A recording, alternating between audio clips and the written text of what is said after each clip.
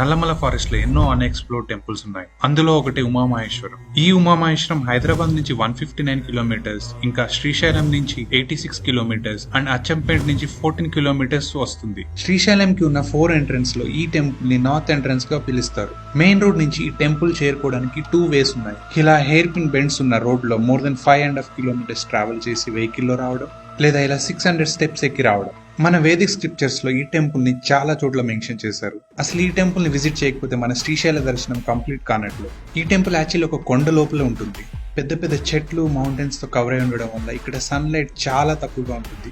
So year మొత్తం ఇక్కడ temperatures below normal ఉంటాయి. టెంపుల్ పక్కనే పాపనాశనం ఉంటుంది. ఇక్కడ సీజన్ తో సంబంధం లేకుండా 365 డేస్ వాటర్ ఉంటాయి.